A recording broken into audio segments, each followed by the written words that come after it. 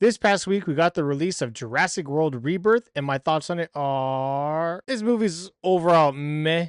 I will say I did have more fun with this movie than the last two installments of the Jurassic World franchise, but that's also not saying much. In my opinion, Jurassic World Rebirth should have been just called Jurassic Boats because more than half of this movie, at least it felt like it was just taking place on a boat between two different halves of the cast, and it was boring. The entire first half of the movie is so boring and so dialogue heavy that it completely tears apart what could have been the pace of the film. There are two good moments in the first half of the movie where the dinosaur is attacking. It's like the whale dinosaur that you see in the trailer is attacking the family, which is one of the halves of the cast. Just kind of came in out of nowhere, but that was a good sequence with the whale dinosaur in them.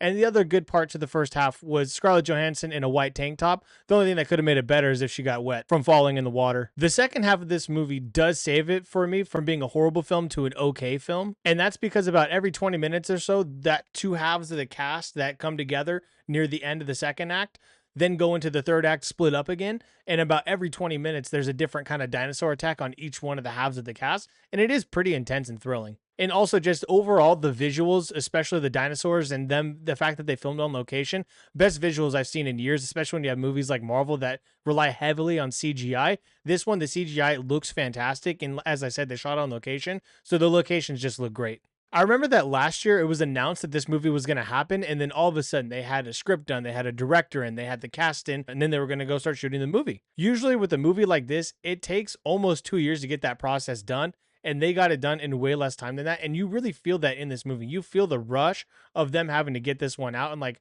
okay, you took way too much time here, but not here. And like I said earlier, it throws off the pace of the movie, and it's overall not a very good story. Every character, in my opinion, in this movie is forgettable. I don't remember a single character's name.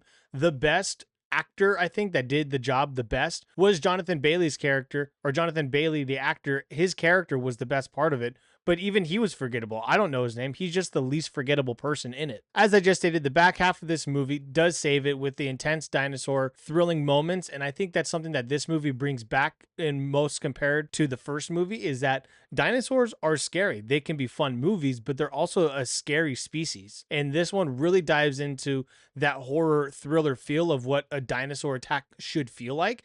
And I think Gareth Edwards did a great job with that. And maybe that's what the rebirth was, the suspense of it all, because when it comes to the Jurassic World and the dinosaurs, nothing was really reborn. Like the subtitle makes no sense at all. I don't even think those that adore the Jurassic franchise had their love reborn from this movie. I give this movie a 4.5 out of 10. Let me know what you think about Jurassic World Rebirth if you saw this movie over the past weekend, and let me know, did this review help or not help your decision on watching the movie? Let me know your thoughts down below. I hope you have a great rest of your day, and I'll see you at the movies. Peace.